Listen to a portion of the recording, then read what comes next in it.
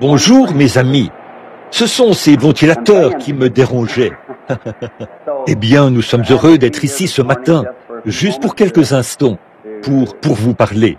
Je ne pense pas que Fresneville ait déjà un passage des Écritures en particulier qu'il comptait apporter à l'école du dimanche. Alors nous allons peut-être simplement laisser le Saint-Esprit nous conduire, là où nous sentons qu'il désire que nous commencions ou dans quel chapitre nous devons lire.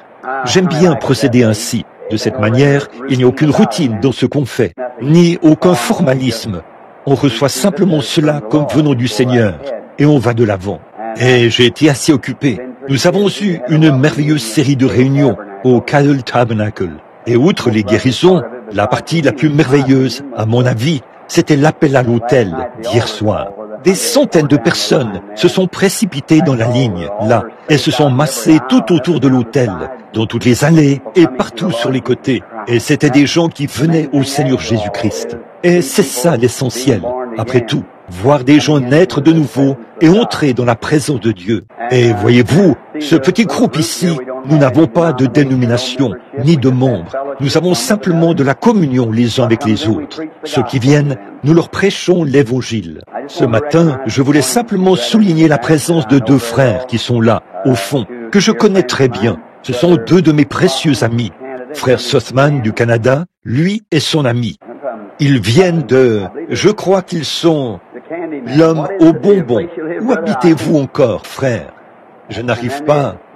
Et aussi le frère qui est là, à côté de vous, dans l'Iofa. C'est ça. Il mangeait ses bonbons en descendant la route. J'aurais dû savoir où il habite, n'est-ce pas? Alors, nous sommes très reconnaissants de les avoir parmi nous aujourd'hui. Ce sont des amis qui sont de passage chez nous. Je pense bien qu'ils s'apprêtent à partir pour le Canada. Et ils iront ensuite à la prochaine série de réunions qui aura lieu qui débute cette semaine, à la fin de cette semaine, le 23, à Minneapolis, avec les hommes d'affaires chrétiens. Jeudi soir, ce sera à Chicago, au Chicago Gospel Tab. Je crois que c'est à l'église de Philadelphie. Oui, jeudi soir prochain, à Chicago. Cet après-midi, nous sommes censés aller chez Junior Cash, vers 14 heures, si tout se passe comme il faut, pour la consécration de ce tabernacle. Et je pense qu'il a dit qu'il y a là des muets. En effet, la nouvelle s'est répandue qu'un muet a été guéri à Indianapolis. Il était muet de naissance. Il avait environ 28 ans et il n'avait jamais parlé ni entendu. On fera venir des muets là-bas cet après-midi. Si je peux arriver à entrer maintenant dans cette condition pour prier pour eux. Et c'est sur cette ancienne numéro 3, l'ancienne route nationale numéro 3, juste après Charleston, si je parviens à m'y rendre. J'ai des choses vraiment pressantes que je dois me dépêcher de faire tout de suite. Puis demain, je dois descendre dans le Kentucky, y faire un voyage. Donc tout ça me tient vraiment occupé. Mais une fois que j'aurai terminé ces réunions-là, j'aurai un peu de temps et je prendrai de petites vacances. Je serai de retour d'environ 6 semaines.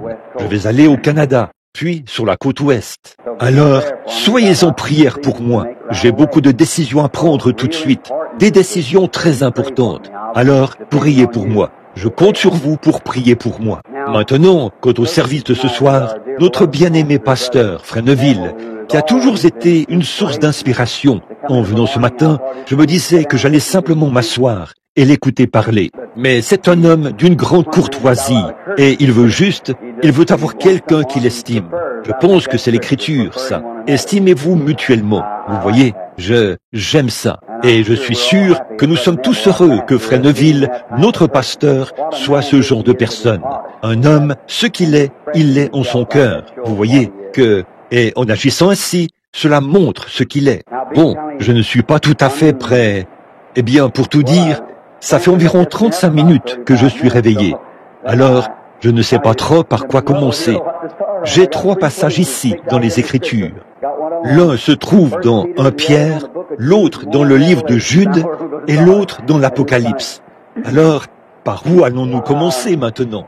Puisse le Seigneur nous venir en aide maintenant et nous accorder si riches et abondantes bénédictions alors que nous nous attendons à lui. Alors, j'espère que ce ventilateur ne coupe pas trop les courants d'air chez qui que ce soit. Est-ce que c'est le cas? Ou je pense que c'est surtout pour la chair. N'est-ce pas, frère Cox? Ceci? Oui, eh bien, j'en suis ravi. Ça me cause beaucoup d'ennui. Du fait que je n'ai rien qui couvre ma tête, que les femmes sont censées avoir quelque chose qui couvre leur tête, mais pas... Je pense que les hommes ne sont pas censés en avoir. Ils sont tombés et les pores ne se sont jamais refermés à ces endroits où les cheveux sont tombés. Au moindre courant d'air, je m'enroule en quelques minutes. Je dois donc faire un peu attention à cela. La vieillesse a un effet sur vous, n'est-ce pas? Oh, mais essayons de prendre le livre de... J'ai bien peur d'aller trop profond. Si j'essaie de prendre le livre de Jude, ici, parce que ça parle de la révolte de Corée, de ce que les gens se sont jetés dans l'égarement de Balaam.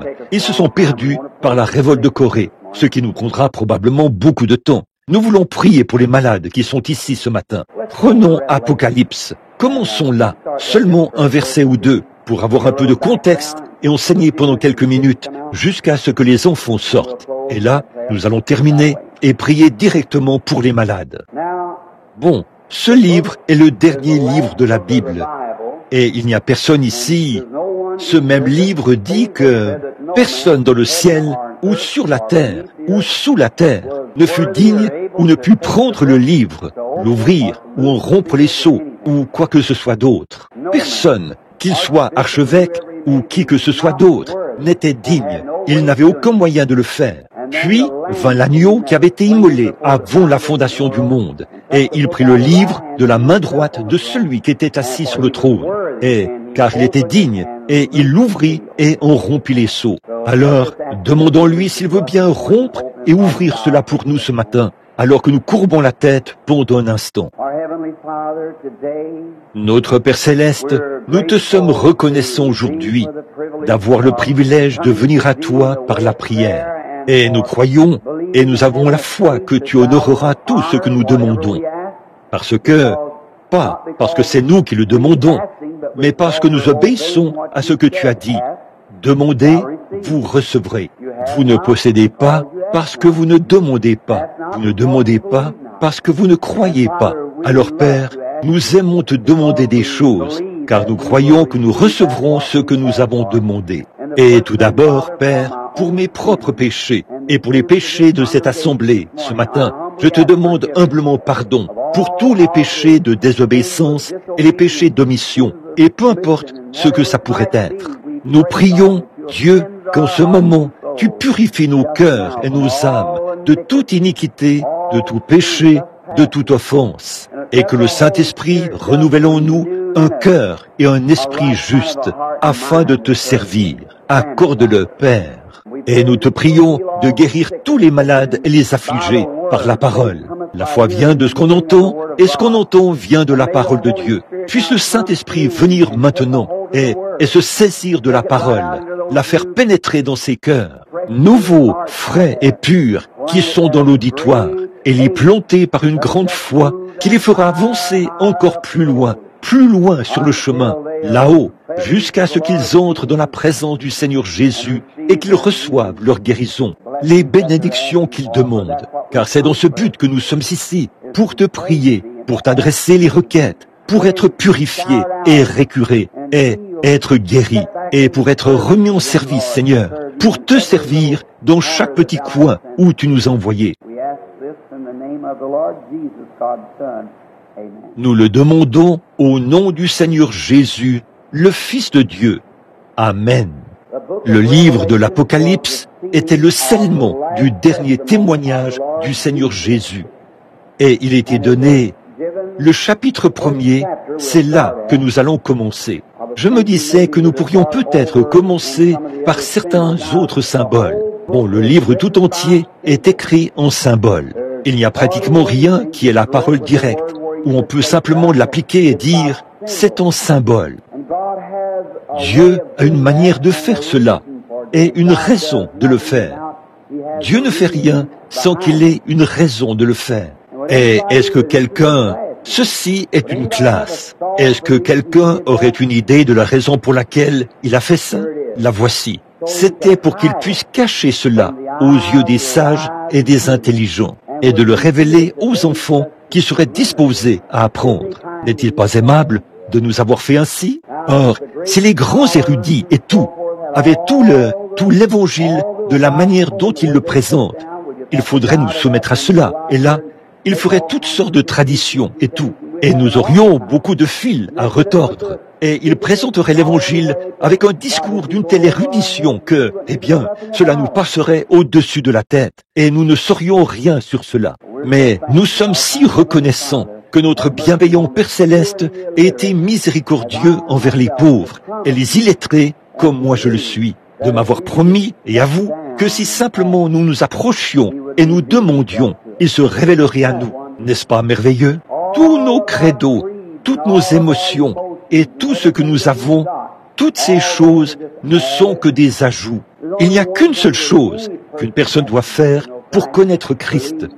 Crois au Seigneur Jésus de tout ton cœur et tu seras sauvé. Et là, nous avons des formes de baptême, nous avons différents credos et nous sommes différents dans les choses que nous faisons et dans de petites choses qui ont été établies. Mais tout ça, c'est fait de main d'homme. Là, nous avons pris ceci et nous avons eu une petite controverse à ce sujet. Puis cela, et nous avons eu une petite controverse à ce sujet. Les presbytériens, les évangéliques, les fondamentalistes, et ainsi de suite, les pentecôtistes, et les gens de la sainteté, les calvinistes, et ils ont tous de petites théories qu'ils avaient, et ils en ont fait des doctrines. En réalité, tout ce qu'il y a, c'est crois au Seigneur Jésus. Sondez les Écritures, ce sont elles qui rendent témoignage de moi, a dit Jésus. Eh bien, comme c'est simple, alors, que peu importe combien illettré, c'est-à-dire sans instruction, une personne peut être. Elle peut être aussi sainte et remplie de piété qu'un archevêque. Voyez, n'est-ce pas merveilleux? Peu importe combien vous êtes abattu, que vous soyez un potentat, ou vous pourriez être une fille de trottoir. Dieu aime pareillement, et il est mort autant pour la prostituée que pour le potentat. Voyez? Oui. Quand on se met à réfléchir à ces choses, alors ça change tout, n'est-ce pas? Ça change toute votre attitude mentale. Ça change votre opinion à l'égard de Dieu. Parfois, ici, on insiste un peu sur la question de l'élection. C'est pour cela que je me suis détourné ce matin de Pierre. Vu que ces quelques dernières fois, j'ai prêché vraiment énergiquement sur l'élection. Je me suis dit que je laisserais peut-être un peu cela de côté, parce que vous pourriez penser, je ne veux pas mettre un accent démesuré sur quoi que ce soit. Mais là, ce à quoi je pensais, c'est que si quelqu'un dit, frère Branham, si Dieu, l'élection, oui, si c'est par l'élection que l'homme est appelé, eh bien, dans ce cas, oh, je peux faire tout ce que je veux. Eh bien, cela montre que vous n'avez pas été élu. Oui, c'est vrai, voyez, parce que vous l'aimeriez tellement de penser qu'il vous a tant aimé quand vous ne méritiez pas d'être aimé, et qu'avant que vous ayez quoi que ce soit à voir avec ça, il vous a choisi. Comment pourriez-vous rejeter quelque chose comme ça? Eh bien, il me semble que cela placerait l'élection bien au-dessus de la loi. Ou ça placerait une conception légaliste. Voyons, ça irait au-delà de tout. Le simple fait de penser que, quand je ne méritais pas d'être aimé, il m'a aimé. De penser qu'alors que je ne pouvais rien y faire, il m'a relevé et m'a sauvé par sa grâce. Je devrais certainement être suffisamment reconnaissant pour le servir et l'aimer. Voyez, c'est donc ce que nous ressentons à son sujet quand nous comptons les bénédictions. Pensez-y, qu'en serait-il si Dieu avait dit, eh bien, seuls ceux qui ont un diplôme d'études secondaires ou au moins 2 diplômes universitaires pourront être mes disciples. Eh bien, nous qui sommes de pauvres illettrés, que ferions-nous? Je parle de moi-même lorsque je dis nous. Je veux dire dans moi et ma famille. Vous voyez, que ferions-nous? Qu'est-ce que chacun de nous ferait? Qu'est-ce que les pauvres petites ménagères feraient? Qu'en serait-il s'il avait dit, seul le clergé sera sauvé, seul le ministère, c'est tout. Tous les autres sont simplement, il doit simplement montrer l'exemple et faire en sorte que ces gens essaient de mener une vie à moitié correcte. Qu'est-ce que vous, les petites ménagères, feriez? Et vous tous?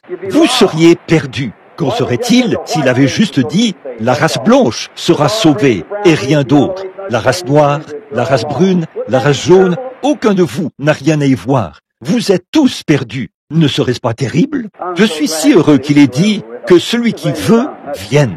Peu importe qu'il soit jeune, vieux, petit, noir, blanc, brun, peu importe ce qu'il est, qu'il vienne boire gratuitement. aux sources du Seigneur. Il n'y a rien à payer pour ça, rien du tout. Et souvenez-vous qu'après que l'invitation a été donnée, vous ne pouvez toujours pas venir tant qu'il ne vous a pas élu et appelé. C'est vrai, personne ne le peut. Il dit ici, la source est gratuite pour tout le monde, et nul ne viendra si mon Père ne l'appelle premièrement. Et alors, lorsqu'on frappe et qu'on dit, je vous invite à venir souper avec moi, les enfants, venez, comment pourriez-vous refuser cela? Pour moi, ce serait comparable à une déficience mentale que de refuser une telle invitation. Après que le bon Père Céleste, non pas seulement pour avoir de la communion fraternelle ici, mais pour être sauvé pour toujours, pour vivre avec lui dans l'abondance de dans son abondante miséricorde et dans sa gloire, et de troquer cette vieille pensée charnelle contre une pensée pure, sainte, sanctifiée, de troquer ce vieux corps frêle qui dépérit, de le troquer contre un corps immortel qui ne faillira jamais, et recevoir une couronne qui ne passera jamais, et troquer la mort contre la vie, et troquer l'enfer contre le ciel, de troquer la tristesse contre le bonheur. Oh là là! Et il vous invite à venir.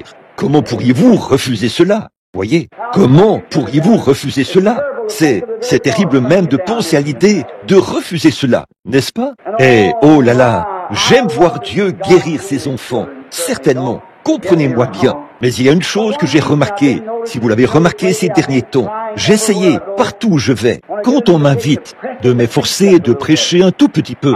J'ai délaissé la prédication, et j'ai trop mis l'accent uniquement sur l'onction, et j'ai travaillé sur l'aspect éternel, le surnaturel plutôt, afin que sur le fait de voir des visions. Et tout ça, c'est merveilleux. Je remercie Dieu pour cela. Et pourtant, la prédication de la parole est des millions de fois supérieure à cela. Là, je vois les boiteux marcher et les aveugles voir. L'autre soir, quand cette dame qui était assise là, paralysée par l'arthrite, elle se mourait là, dans ce fauteuil, où elle était assise. Et le Seigneur Jésus, par sa miséricorde, a donné une vision à son sujet et lui a demandé de se lever de ce fauteuil. Son médecin est venu me voir dans mon bureau et m'a dit, « Révérend Branham, je veux vous demander, qu'avez-vous fait ?» J'ai dit, « Rien, c'est sa foi dans le Seigneur Jésus qui a produit cela. » Eh bien, nous aimons tous cela. Oh, combien nous aimons cela. Voir les sourds et muets de naissance, dans un monde à qui ils n'ont jamais parlé, qu'ils n'ont jamais entendu, qui restent simplement assis là comme une souche, et là, entendre cette personne se lever, parler et entendre, c'est merveilleux. Mais, oh, il n'y a rien de tel que de voir une âme perdue venir en larmes jusqu'à l'autel et dire, « Oh Dieu, sois miséricordieux envers moi, qui suis un pécheur. » Le muet mourra de nouveau. Le paralytique mourra, tous les malades retomberont malades et mourront. Mais cette âme qui est sauvée pour l'éternité, pour toujours, pour ne jamais périr. Celui qui écoute mes paroles et qui croit à celui qui m'a envoyé a la vie éternelle, perpétuelle, et ne viendra point au jugement, mais il est déjà passé de la mort à la vie, parce qu'ils ont cru au Seigneur Jésus. Amen. N'est-ce pas merveilleux? Oh, ça devrait produire une réaction d'amour qui se répandrait dans le monde entier. C'est ce que Jésus voulait que cela accomplisse. L'évangile au monde entier. Cela devrait enchaîner le cœur des humains au point de ne pouvoir trouver le sommeil ni le jour ni la nuit, jusqu'à ce que les gens soient sauvés. Regardez Paul, un prisonnier, a-t-il dit, du Seigneur Jésus, un juif envoyé aux gens des nations. Son peuple l'a excommunié dès qu'il s'est tourné vers les gens des nations. Voyez, mais il est devenu prisonnier du Seigneur Jésus, comme ce qui se passerait en Afrique. Là-bas, l'homme blanc avilit tellement l'homme de couleur que si on vous surprend simplement en train de les côtoyer, oh là là, comme c'est horrible. Voyez, il les traite de tous les noms. Beaucoup d'entre eux ne croient même pas qu'ils ont une âme. Et quand on pense qu'un homme blanc a été appelé, un homme comme Paul a été appelé pour œuvrer au salut de cet homme. Dieu merci, cela ne se fait pas en Amérique et dans beaucoup d'autres pays, mais j'ai été témoin de cela. Il se peut que cela s'adresse à l'homme de race jaune. Allez partout. Et Paul a dit, je suis prisonnier du Seigneur Jésus. Mais a-t-il dit, je glorifie mon ministère dans le Seigneur. Oh, combien l'amour de Dieu l'a pressé à aller parmi les gens des nations qui étaient impurs et regardés comme des chiens. Mais Paul a dit, je glorifie mon ministère dans le Seigneur, parce qu'il m'a donné l'occasion d'aller prêcher aux chiens, pour ainsi dire.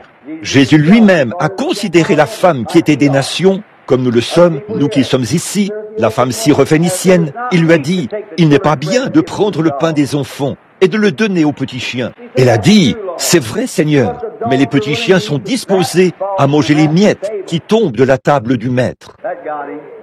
Cela l'a touché. Cela a réveillé le Saint-Esprit, qui savait que bientôt les yeux des Juifs allaient être aveuglés, et qu'à ce moment-là, il allait se tourner vers les gens des nations. Je vais vous confier un petit secret. Le Seigneur m'a béni abondamment en priant pour les malades, et je lui rends gloire pour cela. J'ai observé cela toutes ces années, et j'ai vu que c'était la vérité absolue. Je ne peux jamais, au grand jamais, obtenir l'exaucement de ma prière tant que je ne suis pas vraiment entré en communion avec la personne pour qui je prie. Il faut pouvoir se mettre dans la peau de la personne et ressentir le besoin de cette personne. Tenez, il n'y a pas longtemps, là, au Mexique, il y a eu ce pauvre vieux Mexicain noir, aux cheveux gris et à la moustache grise. Il n'avait probablement jamais eu un vrai repas de sa vie. Il s'est avancé là, sur l'estrade. C'était un catholique de confession. Il marchait avec un petit châle, sans chaussures, les pieds ridés. Il me cherchait. Et quand il s'est agenouillé devant moi, je l'ai pris par la main pour le relever. Il a cherché son chapelet de la main, un vieux chapelet usé. Il avait tant passé entre ses doigts en récitant ses prières. J'ai dit, ça, ce n'est pas nécessaire. Papa, vous n'avez pas à faire ça. Mettez ça de côté, juste un instant. L'interprète le lui a dit. Puis, il s'est avancé vers moi à tâtons. J'ai dit, venez ici, papa. Je veux que vous croyiez au Seigneur Jésus. Il a levé ses vieilles mains, a attrapé mes épaules et a posé sa tête sur mon épaule. J'ai regardé ses vieux pieds ridés, poussiéreux et sales. J'ai ôté une de mes chaussures pour voir si elle lui irait. Je préférerais marcher nu-pied plutôt que de le voir repartir comme ça. Vous voyez, j'ai eu de la compassion pour lui. Il était aveugle. Eh bien, c'est là qu'on entre vraiment dans la chose. Toute notre culture faillira. Tous nos signes failliront. Tous nos dons failliront. Mais l'amour ne faillit jamais. C'est ça qui tient bon, qui s'accroche. Je me suis dit, le pauvre vieillard, il a à peu près l'âge qu'aurait eu mon père s'il était vivant. Et je me suis dit, peut-être qu'il a aussi un enfant quelque part. Il marmonnait quelque chose que l'interprète ne m'a pas rapporté. Et j'ai regardé ce vieillard. Je ne pouvais tout simplement pas, non pas dans mes yeux, mais dans mon cœur. Je pouvais simplement, c'était comme des larmes qui coulaient. Le pauvre vieillard. Je me suis dit, il n'a probablement jamais eu un bon repas de sa vie. Il était en haillons. Et je suis entré dans sa peau. Je suis entré dans son affliction. Je me suis dit, en plus d'être pauvre, en plus de son état et de son affliction, avec tout ça, il vit aussi dans un monde obscur. Il ne peut pas voir. Il est aveugle. Je me suis dit, oh Dieu, et si c'était mon père qui se tenait là? Là, j'ai eu de la compassion pour lui. J'ai dit, Père Céleste, sois miséricordieux envers ce pauvre aveugle. Là, je ne priais pas de ma tête. C'était quelque chose qui priait dans mon cœur pour cela. Vous voyez, l'amour. Et je l'ai entendu faire. Oh, wow, wow, wow, wow. Et là, les Mexicains poussaient des cris par dizaines de milliers. Je me suis demandé ce qui se passait. Ils criaient, je peux voir, je peux voir. Il s'est retourné et s'est agenouillé là. Puis, il s'est mis à frotter mes chaussures. Il essayait de me tapoter le pied. Je l'ai relevé et il s'est mis à courir de long large. Ce vieil homme s'est penché en criant, wow, wow, wow, wow. Je peux voir, je peux voir. Qu'est-ce qui a fait cela? Le fait d'être en communion avec lui. L'amour, c'est ça qui produit cela.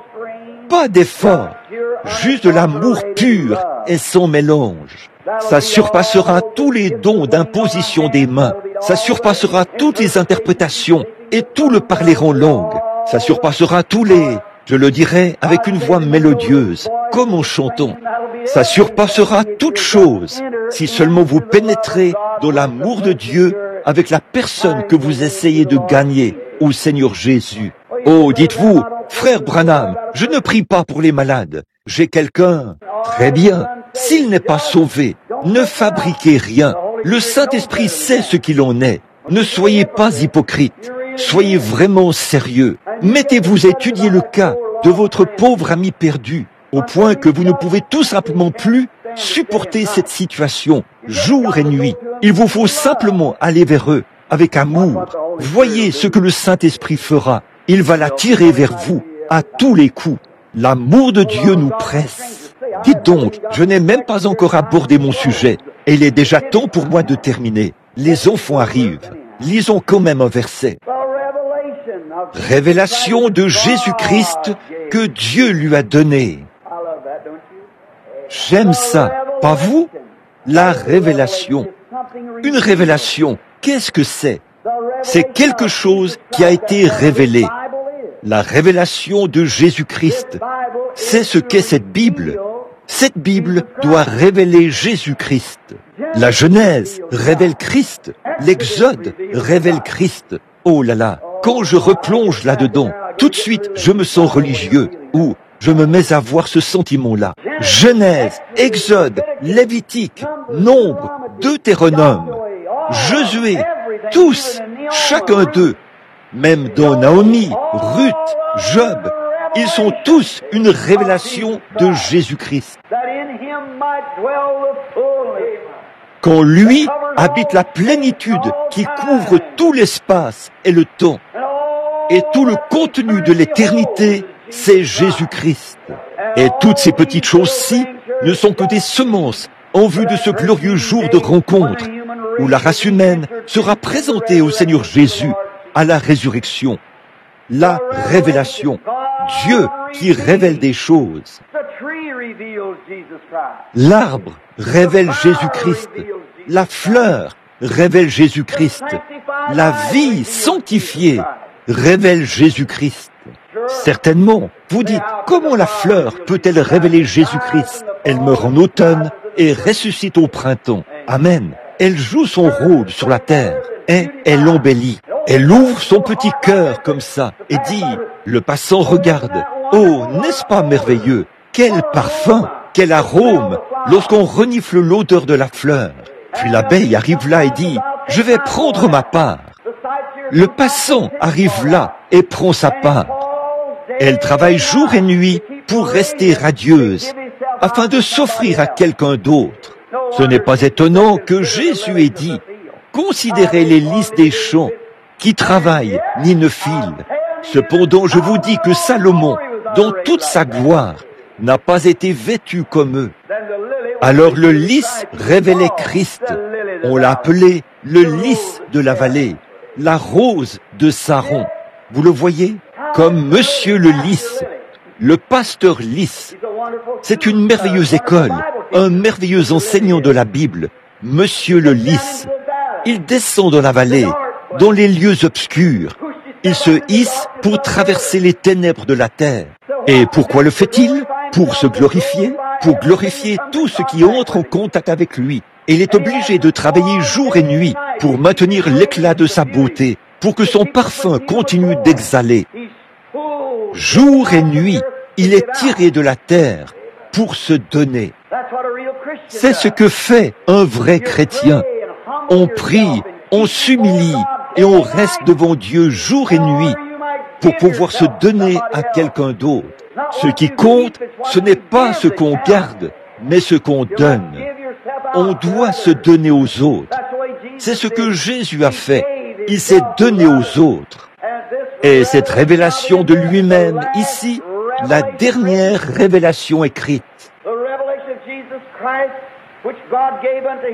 Révélation de Jésus-Christ que Dieu lui a donnée pour montrer aux serviteurs les choses qui vont arriver bientôt. Ceci est le dernier livre, et il a envoyé ses anges pour le faire connaître, qu'il a fait connaître par l'envoi de ses anges à son serviteur Jean. Oh, nous pourrions vraiment passer une semaine là-dessus. Remarquez, ce livre est une révélation adressée aux serviteurs de Dieu pour le dernier temps. Quand le temps est proche, quand ce livre sera révélé. Et plus loin, dans le livre, nous voyons que ce livre était fermé, tenu secret et scellé, jusqu'au temps de la fin. Au cours des âges, ils ont essayé. Souvenez-vous que la Bible, qui était prise de la main de Dieu, assis sur son trône, elle était fermée, et en dehors, scellée de sept sceaux, et que personne dans les cieux, ni sur la terre, ni nulle part, n'était digne de prendre le livre, ni d'en rompre les sceaux, ni même de le regarder. Mais l'agneau est venu et il l'a ouvert. Vous souvenez-vous de Daniel? Daniel, au temps de la fin, il a eu sa dernière vision, à la fin de son ministère. Il voyait des visions. Écoutez bien, a envoyé son ange, environ 60 et quelques années après la Pentecôte. Ici, il envoie son ange pour faire connaître les choses qui doivent arriver bientôt. Eh bien, à quel moment a-t-on écrit le livre de l'Apocalypse? Tout d'abord, il était écrit avant la fondation du monde. Et Jean, seulement par un cœur rempli du Saint-Esprit. Voyez-vous, des êtres angéliques sont en relation les uns avec les autres. Oh, j'espère que vous saisissez cela. C'est venu tout frais, gratuitement. Écoutez, et si vous avez le Saint-Esprit en vous, alors vous êtes un candidat pour être en relation avec le monde invisible et le surnaturel. Ce n'est pas étonnant que les gens n'arrivent pas à croire à ces choses. Ils ne sont jamais entrés en contact. Ils n'ont rien ici, à l'intérieur, pour croire. Mais une fois que le Saint-Esprit entre dans le cœur, il devient rapidement un être dual. Un être terrestre voué à la mort et l'autre céleste destiné à la vie. Amen. Dans son corps, il est toujours assujetti à la mort, mais dans son âme, il est passé de la mort à la vie. Dans son corps, il est en contact avec la terre grâce à ses 5 sens. Dans son esprit, il est en contact avec Dieu par le Saint-Esprit. Et les anges de Dieu les visitent, leur parlent, et ils sont des messagers envoyés par Dieu pour révéler et transmettre des messages de Dieu aux individus. Il est là pour commencer par le commencement. Vous ne pouvez pas poser la coupole avant qu'on ait posé le fondement. Voyez? Donc, nous devons nous souvenir de ça. Commencer par le commencement. Cherchez premièrement le royaume de Dieu et sa justice. Toutes ces autres choses vous seront données par-dessus. Anges, envoyés pour faire connaître ces choses. Daniel, ce grand prophète, lorsqu'il terminait son ministère, il y avait un ange qui l'accompagnait. Et cet ange s'est adressé à Daniel et lui a dit, « Tu es bien-aimé devant Dieu. » Et donc, Daniel ne pouvait peut-être pas parler face à face avec Dieu, mais Dieu a envoyé un ange comme intermédiaire entre lui et Dieu, afin qu'ils puissent parler entre eux et amener un ange. Le mot même ange signifie messager.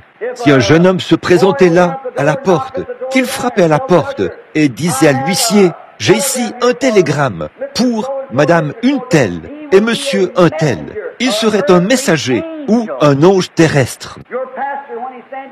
Votre pasteur, lorsqu'il se tient ici sur l'estrade, qu'il apporte la parole de Dieu, il est l'ange de Dieu pour l'Église, le messager à l'Église. C'est pourquoi un pasteur ne devrait jamais s'écarter de cette parole, mais s'en tenir strictement à la parole, parce qu'il nourrit la bergerie.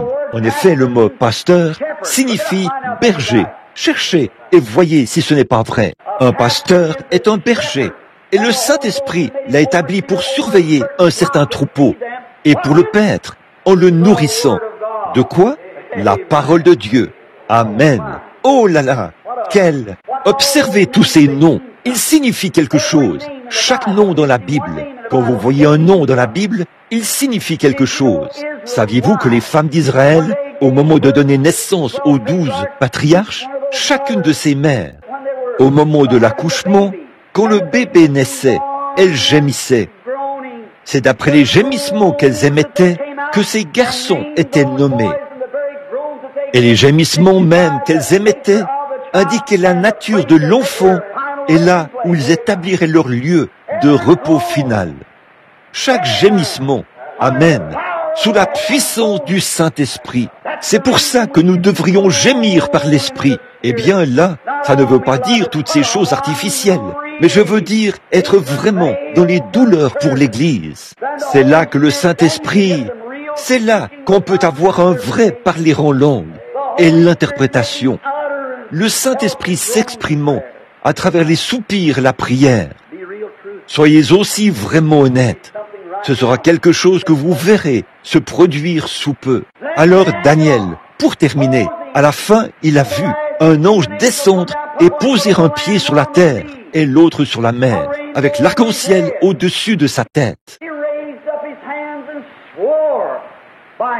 Il a levé les mains et a juré par celui qui vit au siècle des siècles qu'il n'y aurait plus de temps, à la fin de ce temps dont il lui avait parlé.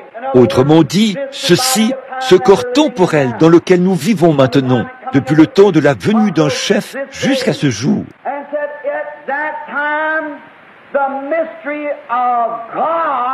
Puis il a dit, à ce moment-là, le mystère de Dieu s'accomplirait. Aujourd'hui, le monde soupire, il attend. Les gens ne connaissent pas le mystère de Dieu. Pourquoi? On ne leur a pas enseigné le mystère de Dieu. Tout ce qu'on leur a enseigné, c'est adhérer à l'Église, inscrivez votre nom sur le registre, soyez une bonne personne, agissez bien envers votre prochain. Tout ça, c'est bien, mais il faut que vous connaissiez le mystère de Dieu. Personne d'autre que celui qui tenait le livre ne peut vous le révéler. Et la Bible dit que nul ne peut appeler Jésus le Christ si ce n'est par le Saint-Esprit. Cette bonne vieille Église du Saint-Esprit va se manifester un de ces jours et elle brillera d'un éclat sans pareil. Et ce grand journal évangélique dans lequel des archevêques et tous les autres publient des articles. Mackay, un grand écrivain, c'est l'un des plus grands écrivains connus dans le monde entier. Il a publié un grand article dans son journal ce mois-ci dans lequel il disait « Si jamais l'Église catholique ou l'Église protestante trouve Dieu, elle s'assiera au pied de la Pentecôte et apprendra cela. Amen. On ne connaît pas Dieu par la théologie, on le connaît par la nouvelle naissance, par le fait de naître de nouveau. L'Église pentecôtiste a accepté et a cru, et peu lui importe ce que qui que ce soit pense à ce sujet. Ils ont accepté cela. Maintenant, le diable y a introduit des contrefaçons pour injecter des déchets là-dedans. Et l'Église évangélique montre les déchets du doigt, et elle ne tient pas compte de la vraie et authentique Église pentecôtiste, née de nouveau, qui est accompagnée de tous les signes et les prodiges. Elle est là, mais le diable a ses contrefaçons, et la Bible a dit qu'il en aurait. Mais rappelez-vous, l'ange a dit à Daniel, Daniel a entendu 7 tonnerres. Ils ont fait entendre leur voix. Daniel a pris sa plume, il allait écrire, et l'ange lui a dit, ne l'écris pas. Amen. Êtes-vous prêts? Examinons ça pendant peut-être les 5 prochaines minutes. D'accord? Écoutez. Ne l'écris pas. Jean a vu la même chose, et c'était déjà écrit au dehors de la Bible. Il y avait 7 sceaux sur le revers du livre, et personne ne pouvait ouvrir ces sceaux. C'était ces voix. Voici la Bible écrite, qui est elle-même un mystère. Mais sur le revers de la Bible, ces révélations qui ont été montrées à Daniel déclarent que cette voix doivent se faire entendre. Et personne ne pouvait ouvrir ça. Personne ne savait ce que c'était.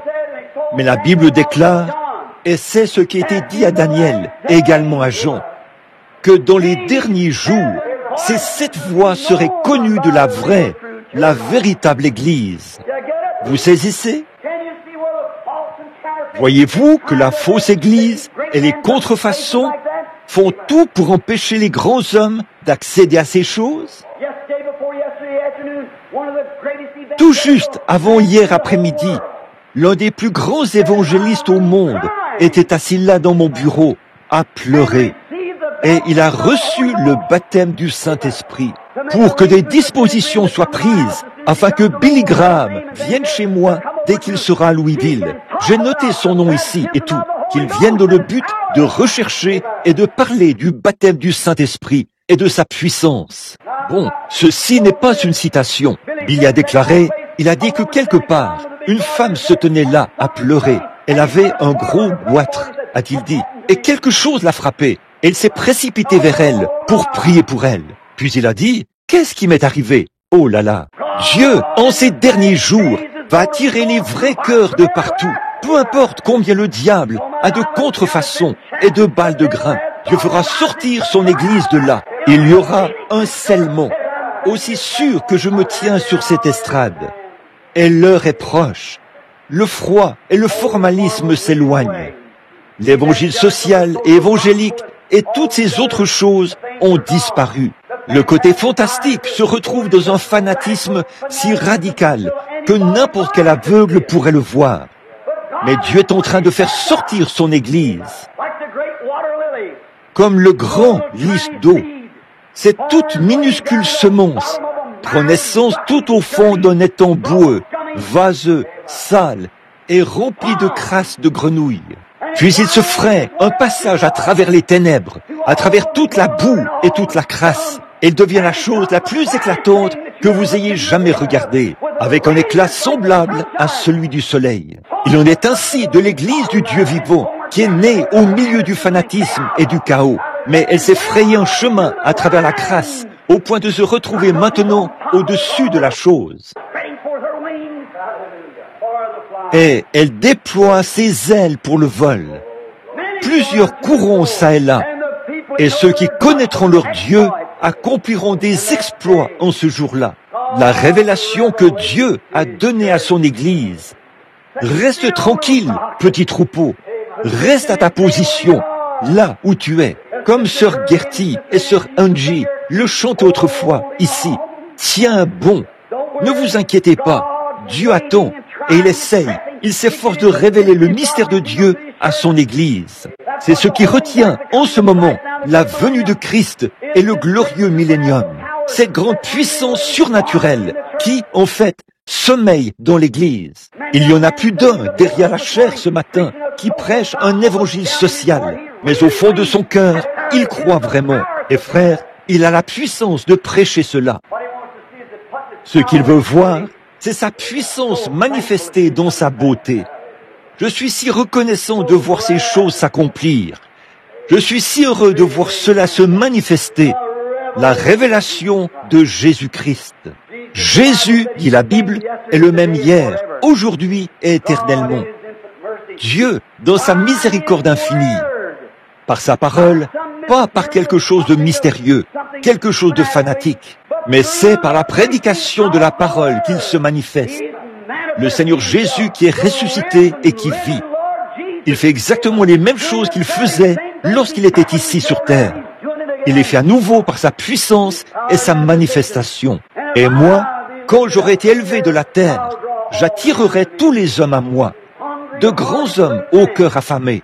La grande réunion du Conseil, il n'y a pas longtemps, 1958. Hier, on m'a demandé de représenter l'œuvre surnaturelle de Dieu devant 600 et quelques délégués qui viendront du monde entier. Si Dieu tarde jusqu'en 1958, à Boston, dans le Massachusetts, l'un des ministres, un grand homme qui œuvre dans l'évangile en général, David Duplessis, a dit « Frère Branham, quand tous ces délégués venus du monde entier se rassembleront là, et que les représentants de toutes les nations chrétiennes seront rassemblés dans ce grand conseil mondial, a-t-il dit, juste la parole prononcée et la puissance pour révéler que le Saint-Esprit est présent, a-t-il dit. Les évangéliques de partout vont se mettre à entrer. Et une fois qu'ils auront goûté à cela et au vrai évangile, cela mettra fin à la dispensation des nations et déclenchera la seconde venue du Seigneur Jésus. Dieu ne peut pas être juste et laisser des cœurs honnêtes se retrouver là-bas en enfer pour griller à cause de ça. Il faut qu'il soit juste et il faut qu'il leur apporte cela d'une manière ou d'une autre. Nous sommes au dernier jour. Révélation de Jésus-Christ, Dieu lui a donné pour montrer à ses serviteurs les choses doivent arriver bientôt.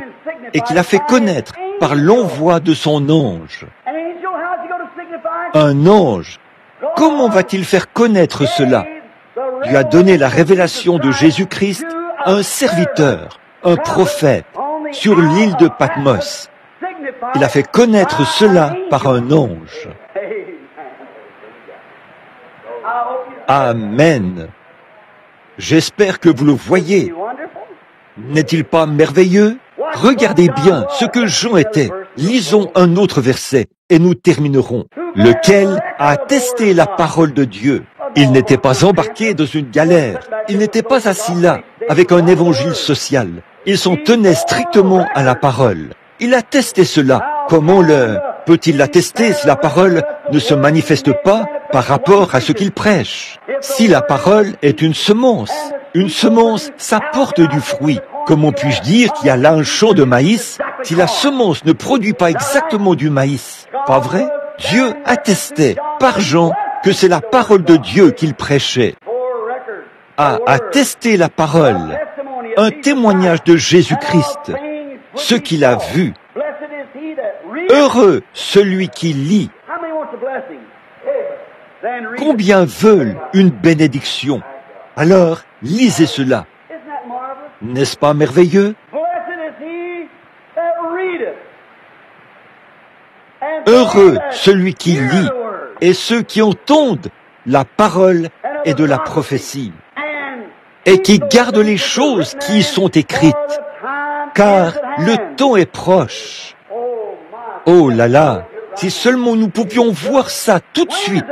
Écoutez, à quel moment le temps est-il proche? Quand la révélation de Jésus-Christ est révélée au corps de Christ. Et Christ a été révélé, non pas comme étant mort, mais vivant.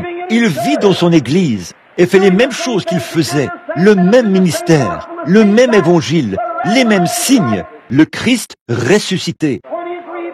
Quand il est révélé à l'Église par l'envoi de son ange, alors le temps est proche.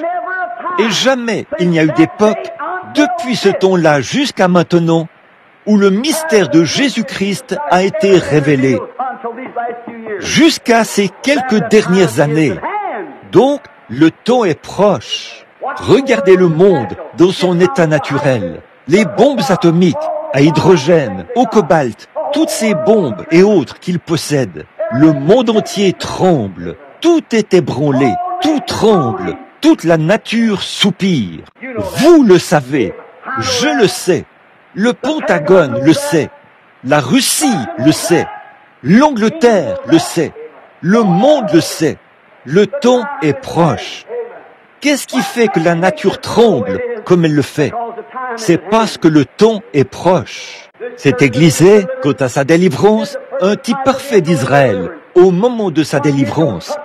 Quand Israël a pris position pour la parole de Dieu, pure, sainte et sans mélange. Il allait se lever et se mettre en marche. Moïse a conduit les enfants d'Israël. Ils portaient sur la tête un peu de pain, du pain pétri, du pain cachère, et ils ont marché vers la mer Rouge. Le sentier de Dieu les a amenés directement à la mer Rouge. Eh bien, a-t-il dit, comment allons-nous traverser maintenant? Quelqu'un a regardé en arrière et a dit, regarde là-bas, il y a de la poussière qui s'élève. Il y a des milliers de chars, de pharaons, juste derrière nous. Cette multitude de gens de toute espèce qui étaient sortis avec eux se sont mis à frémir et à trembler. Puis, ils ont suivi Corée dans sa révolte et ont fini par se perdre. Il n'y a aucun doute que la nature même des collines a été ébranlée. On était sur le point de vivre l'un des massacres les plus sanglants jamais vécus. Un pauvre petit groupe de gens sans défense qui étaient massés là, au bord de la mer. Les petits enfants se pressaient sur leur maman en s'agrippant à leur robe. Le pauvre vieux papa s'appuyait contre son garçon en pleurant. Elle lui disait, « Fiston, j'ai vécu mon temps, mais je déteste te voir t'en aller. Regarde ce qui arrive là-bas. La nature tout entière redoute la mort. Même les fleurs, les arbres et tout le reste ont peur de la mort. La nature a frémi, a gémi et a tremblé sous leurs pieds lorsqu'ils ont vu approcher ce massacre sanglant. Qu'est-ce que Dieu était en train de faire? Mais pendant tout ce temps, ils ont perdu de vue que là-bas, au loin, était suspendue une puissance surnaturelle. le halo de Dieu. Une colonne de feu était suspendue là, qui allait se placer entre eux et cet ennemi le moment venu. La nature frémissait, la mer a commencé à s'agiter, la lune a regardé en bas et a frémi. Les oiseaux ont quitté le site, les animaux se sont retirés. Oh, quel meurtre sans fin! Ces millions de gens vont mourir dans quelques instants. Et ils gémissaient tous. Mais qu'est-ce qu'ils faisaient? Ils suivaient le sentier de Dieu. Ça semblait insensé, ça semblait être de la folie, mais ils marchaient dans la lumière. Amen. Oh, marcher dans la lumière. Vous vous souvenez de l'époque où nous chantions ce cantique? Oui, nous marcherons dans la lumière, cette belle lumière, là où la miséricorde étincelle. Brille autour de nous le jour et la nuit. Jésus, la lumière du monde.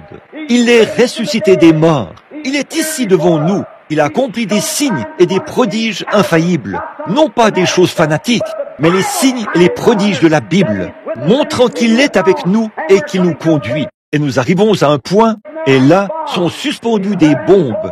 Là sont suspendues des bombes au cobalt. Oh là là, une proclamation est en train de monter maintenant pour mettre fin à toutes les interdénominations et les regrouper en une seule. Grande et gigantesque Église évangélique des protestants qui collaborera avec le catholicisme et s'y joindra pour combattre le communisme. C'est l'œuvre du diable. Oui, monsieur, Dieu n'a jamais réuni l'État et l'Église. Dieu conduit son Église et il ne s'attend pas à ce que ce soit des dirigeants politiques qui la conduisent, pas même la politique des églises. Tout homme qui est né de l'Esprit de Dieu est libre. Amen. Voici qu'il se trouve là, tout au bout du chemin, maintenant. Les gens commençaient à regarder autour d'eux. Eh bien, que pouvons-nous faire? Que pouvons-nous faire? Oh, comme c'est insensé de dire, que pouvons-nous faire? Regardez simplement à celui qui vous conduit. Amen.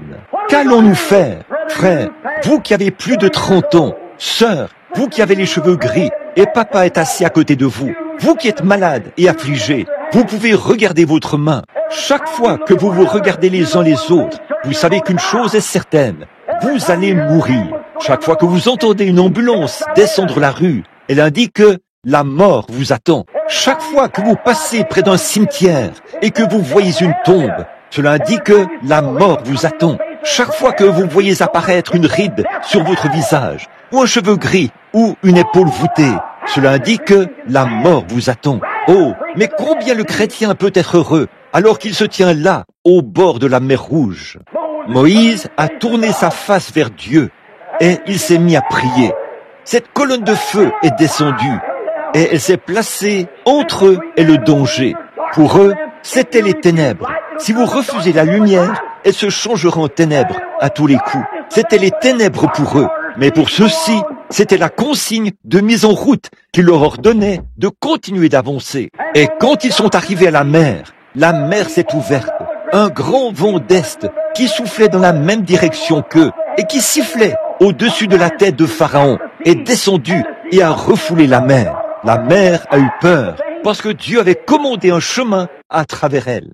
Dieu démontrait son amour à ses enfants. Parfois, il aime vous mettre dans une situation difficile afin de pouvoir se manifester. C'est comme ce qu'a dit un berger une fois. Il avait brisé la patte de sa brebis. On lui a demandé « Pourquoi as-tu fait cela ?» Il a dit « C'est pour que je puisse la nourrir, l'aimer et lui prouver que je l'aime. » Voilà, il a dit « Et là, elle me suivra. » Les choses qui doivent arriver bientôt et pour les faire connaître par sa main. Jean, aux 7 églises qui sont en Asie, que la grâce et la paix vous soient multipliées. Oh là là! De la part de celui qui est, qui était et qui vient. Jésus, regardez bien 3 choses. Celui qui était, qui est et qui vient. Le même hier, aujourd'hui et éternellement. Un peu plus loin dans l'Écriture, au chapitre suivant, il dit, dans le même chapitre, il dit, « J'étais mort, je suis de nouveau vivant au siècle des siècles. Je tiens les clés. Ce n'est pas une église, Pierre, ou sa cathédrale à Rome, ou un épiscopalien, ou quoi que ce soit d'autre, qui tient une clé. Ça, c'est une clé de la communion. Mais je tiens les clés de la mort et du séjour des morts. Amen.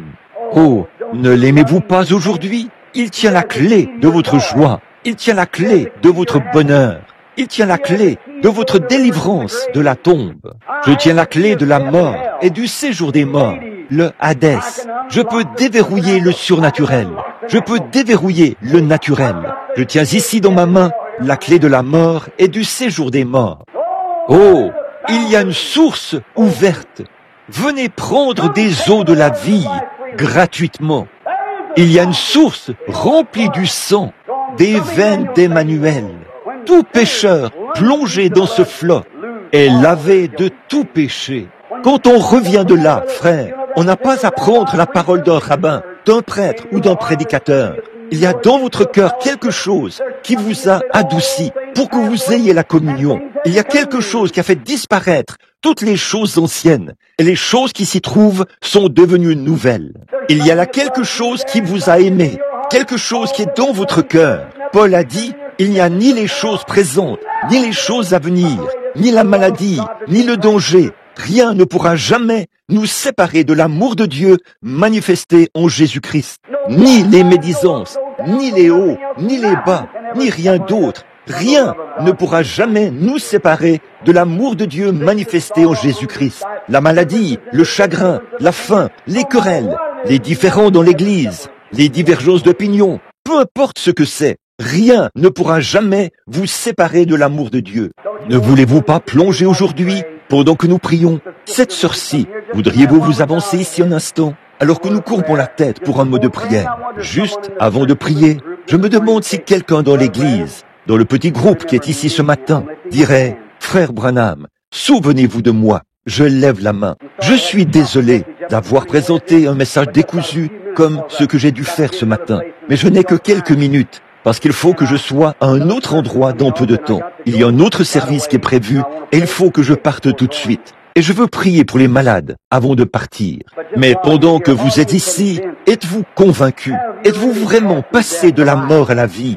Est-ce que votre nom a vraiment été, je veux dire, est-ce qu'il a vraiment été retenu? Est-il dans le livre de Dieu aujourd'hui? Et, oh, êtes-vous en paix avec Dieu et avec le monde?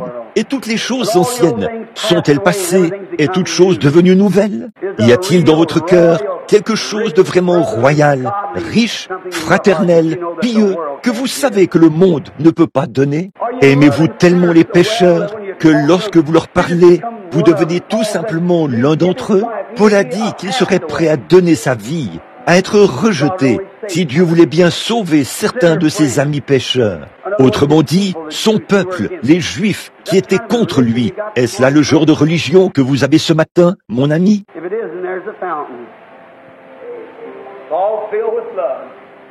Sinon, il y a une source. Elle est entièrement remplie du sang des veines d'Emmanuel. Par la foi, le seul moyen pour vous d'y arriver, les pécheurs plongent leur âme dans ce flot. C'est une œuvre de Dieu. Qu'arrive-t-il? Vous êtes lavés de tout péché. Ça reste derrière vous, comme l'armée de Pharaon qui est restée derrière Israël.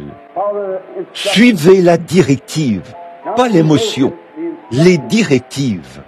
Si Moïse avait suivi les émotions des gens, ils auraient couru partout dans les montagnes, en poussant des cris, et l'armée de Pharaon les aurait attrapés. Mais ils ont suivi la directive. Dieu a dit, restez tranquilles et voyez la gloire de Dieu. Restez tranquille. Vous n'avez pas à exciter la chose. Restez tranquille et voyez la gloire de Dieu.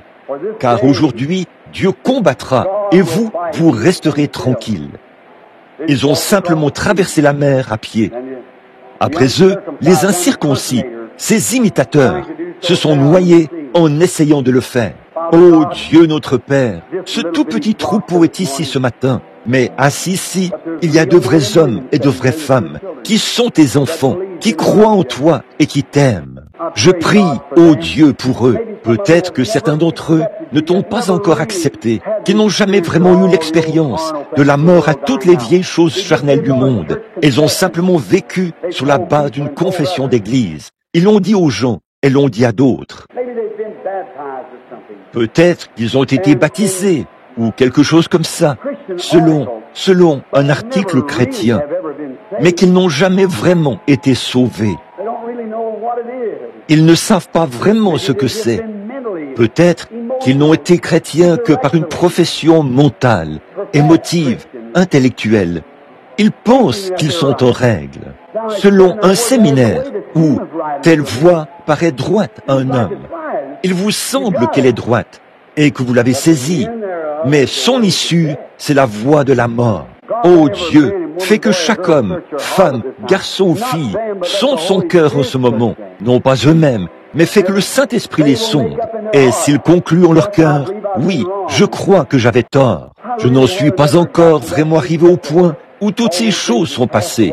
Alors, Père, moi, je t'accepte maintenant même, afin que tu me viennes en aide, comme tu frappes à mon cœur. Tu es encore en train de m'appeler, sinon tu ne m'aurais pas parlé comme ceci. Puisse-t-il lever la main, non pas vers moi, mais vers toi. Alors que vous le faites, dites, Seigneur, à partir de ce jour, je m'avance vers le fleuve du renoncement à soi-même. Je m'avance vers le fleuve de la mort, et je vais m'y plonger pour être lavé de tout péché qui m'entache, toutes mes habitudes, toutes mes impuretés, toutes mes pensées, toutes mes indifférences, mes querelles, mes disputes, mes colères et toutes ces choses. Je vais simplement les plonger dans le flot afin que lorsque je me relève, je veux me sentir comme l'Évangile l'a dit, pur, vrai, avec un cœur pur, un amour véritable pour mon prochain. Peu importe combien ils sont cruels, je les aime quand même. Je veux entrer en communion avec toi à tel point que j'aurai envers mes ennemis les mêmes sentiments que toi. Je veux vraiment le savoir avec certitude, Seigneur. En effet, nous ne pouvons pas jouer avec ça maintenant. Il est trop tard. Il se peut que nous quittions ce monde après ce jour.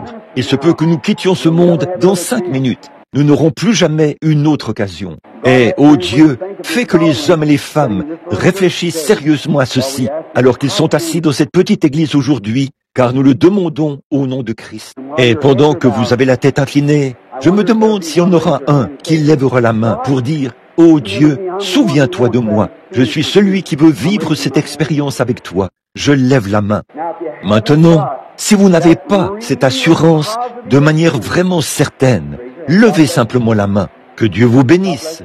Vous aussi. Que Dieu vous bénisse, madame. Maintenant, tous ceux qui ne sont pas certains de l'avoir, que Dieu vous bénisse, monsieur. Que Dieu vous bénisse, sœur. Maintenant, quelque chose. Que Dieu vous bénisse, mon frère.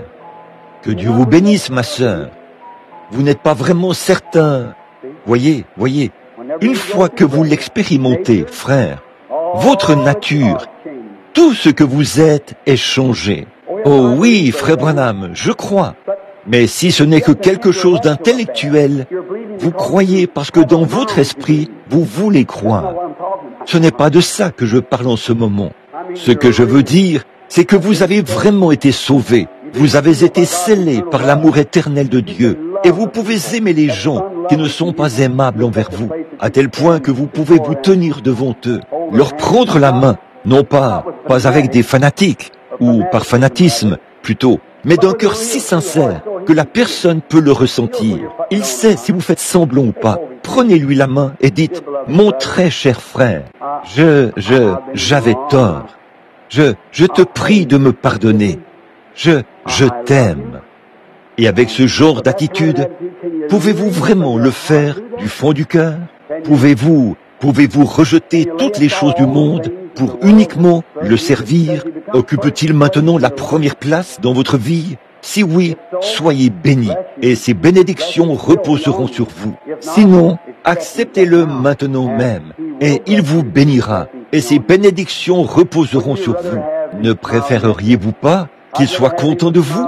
Je préférerais que lui soit content de moi et que tout le monde me haïsse. Bien sûr, je crois que s'il est content de moi et qu'il m'aime, les gens m'aimeront aussi. Tous ses enfants le feront. et il me façonnera de manière à ce que je puisse aimer ceux qui ne sont pas aimables, comme lui l'a fait, parce que son esprit serait en moi. Encore une fois, avant que nous prions, s'il y en a qui n'ont pas levé la main et qui veulent qu'on pense à eux dans cette prière, voulez-vous lever la main? Que Dieu vous bénisse, frère. Que Dieu vous bénisse, frère. Que Dieu vous bénisse, frère. Que Dieu vous bénisse, frère.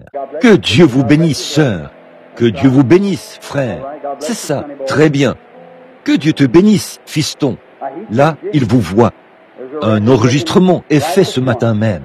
Notez bien ce que je vous dis. Si vous me considérez, et ça, vous le dites par honneur et par amour, vous me considérez comme le voyant de Dieu. Souvenez-vous, ceci est inscrit dans les livres du ciel. Il est présent. N'aimeriez-vous pas vivre en étant conscient que le monde invisible est avec vous en permanence? De prendre conscience que quand vous sortez là-dehors et que vous montez dans votre voiture, les anges prennent leur position à côté de vous, que quand vous vous approchez de cet homme qui est si déplaisant avec vous, le Saint-Esprit se tient juste au-dessus de vous et les anges sont tout autour de vous. Est-ce vrai, frère Branham? La Bible dit, les anges de Dieu entourent, campent autour de ces gens-là. Ils ne retournent pas au ciel, ils campent là. Ils sont envoyés en mission pour veiller sur vous tout au long du voyage de la vie. Oh, n'est-ce pas merveilleux? Maintenant, Père Céleste, le temps nous manque. Nous sentons ton esprit se mouvoir en nous et nous t'aimons parce que le Saint-Esprit aime la parole. Il entre dans la parole, puis il prend la parole et la révèle. Il l'ouvre. Autrement dit, il révèle Jésus par sa parole. Car au commencement était la parole et la parole était avec Dieu. Et la parole a été faite chair, c'est-à-dire Christ. Et maintenant, voilà la parole qui révèle de nouveau. Elle manifeste le Christ ressuscité, non pas un Christ historique. Oh Dieu, puisse l'Église voir cela ce matin. Mais c'est la révélation. La parole vivifie cela. La parole elle-même révèle le Seigneur Jésus ressuscité. Il est au milieu de nous et il attend le moment où nous pourrons tous être réunis pour qu'il puisse nous faire entrer dans le millénium, triompher comme un vainqueur qui a la victoire. Ô Dieu, bénis ceux qui ont levé la main. Ils désirent avoir cette merveilleuse vie, une vie entièrement consacrée, sanctifiée, remplie du Saint-Esprit, consacrée à Dieu, lavée dans le sang. Ils soupirent après cela. Ils attendent maintenant. Puisses-tu, par aucun autre moyen, mais puisse le Saint-Esprit simplement descendre. Et quand ils partiront d'ici, puissent-ils constater que toutes ces choses auxquelles ils s'accrochaient auparavant ont disparu. Puissent ces choses rester derrière, mortes. Puissent-ils repartir ce matin comme des chrétiens humbles, doux, pleins d'amour, qui ont la foi, qui croient. Puissent-ils mener une vie tellement consacrée devant toi qu'à la fin de leur vie, ils viendront à toi avec cette assurance qu'ils sont passés de la mort à la vie et qu'ils connaissent Christ dans la puissance de sa résurrection. En effet, non pas comme s'il n'était qu'une lettre, ou un mot, ou un cycle, ou un temps, mais qu'il est un Jésus-Christ vivant, au temps présent, ressuscité, qui vit dans leur vie. Accorde le Seigneur. Nous le demandons en son nom et pour sa gloire. Amen.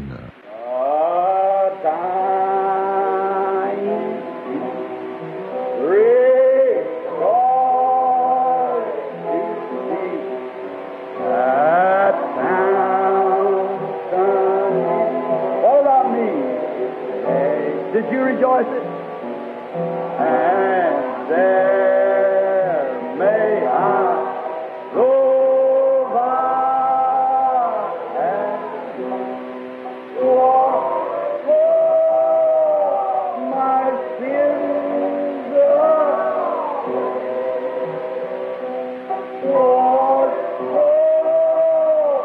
My sins. When did he do it? Maybe just now.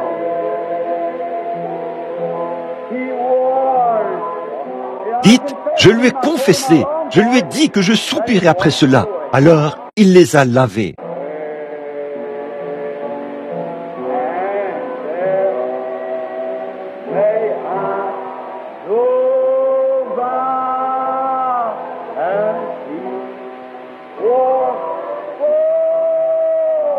My sins away. N'est-il pas merveilleux? Vous sentez-vous vraiment pur dans votre âme? Ressentez-vous que toute la condamnation, combien ressentent cela et veulent lever la main pour rendre témoignage à la personne qui est assise à côté d'eux? Tous les péchés ont disparu. Tout est sous le sang maintenant. Je me sens vraiment bien à ce sujet. J'ai cru au Seigneur Jésus. Depuis que par la foi, j'ai vu ce flot. Par quoi? Par la foi, j'ai vu ce flot que tes blessures alimentent. L'amour rédempteur a été mon thème et le sera jusqu'à ma mort.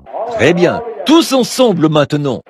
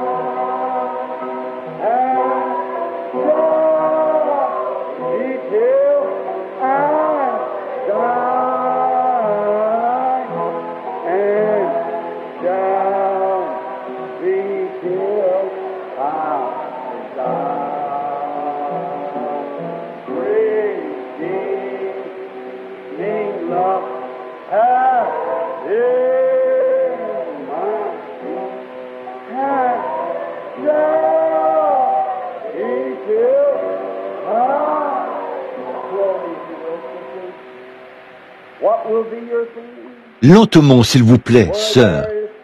Quel sera votre thème? Les langues cesseront. La prophétie prendra fin. La connaissance disparaîtra. Nous connaissons en partie. Nous voyons en partie. Nous prophétisons en partie.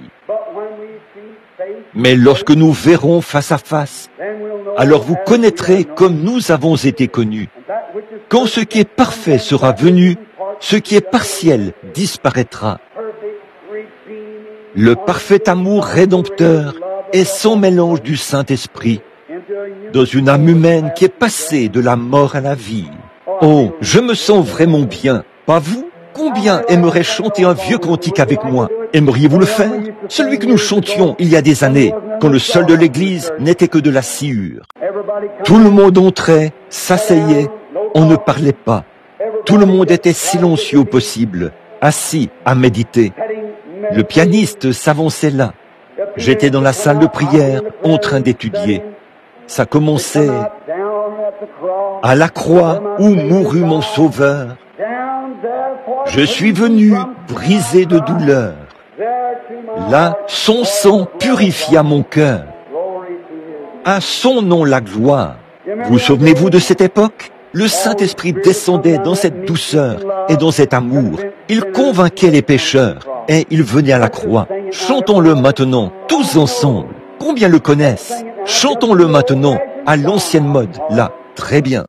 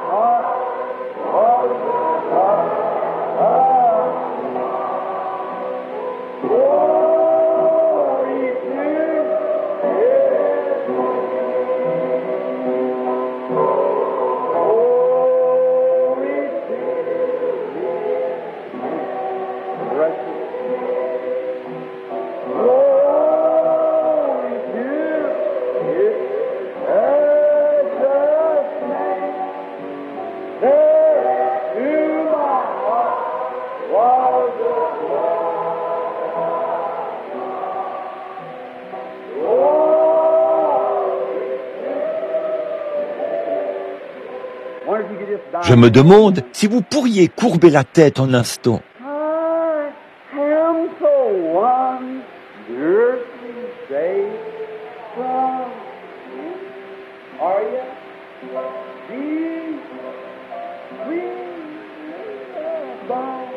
with him. There at the cross where he took me. Oh my.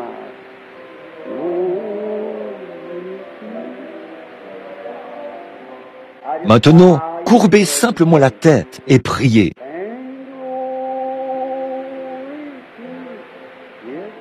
Pensez à combien il était bon vers vous, aux nombreuses épreuves que vous avez traversées. Quand votre petit enfant était malade, Dieu l'a guéri. Quand vous étiez étendu là, à l'hôpital, et que les terres vous attendaient, qu'est-ce qui s'est passé? Qui vous a fait passer à travers cela? Je suis l'Éternel qui te guérit. Vous souvenez-vous de ce que vous aviez dit quand vous êtes entré dans cette chambre? Vous souvenez-vous de ce soir-là où vous pensiez aviez une crise cardiaque? Oh Dieu, qu'est-ce qu'il a fait?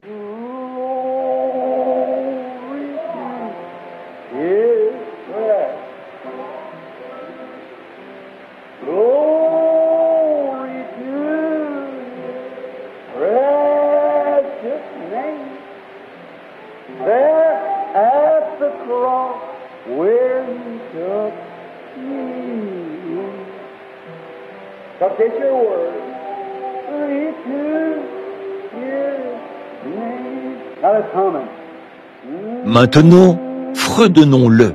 Maintenant, tendez la main vers la personne qui est assise près de vous. Prenez sa main et dites « Que Dieu vous bénisse, frère. Que Dieu vous bénisse, sœur. Je suis si heureux d'être un chrétien. Pas vous? Serrez la main à quelqu'un qui est assis près de vous. »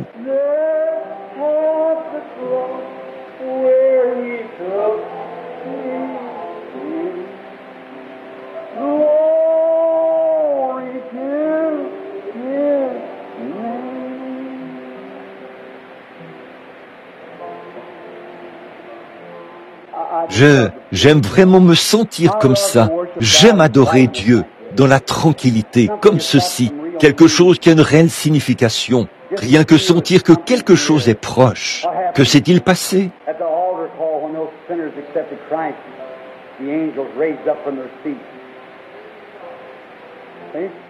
Lors de l'appel à l'autel, quand ces pécheurs ont accepté Christ, les anges se sont levés de leur siège. Vous voyez? C'est pour ça que vous vous sentez comme ça. Vous croyez cela, frère Hickerson? Ceci, c'est de l'adoration. Quand l'âme adore Dieu, la parole a été proclamée. Vous voyez, le Saint-Esprit est en train de bénir et d'arroser maintenant.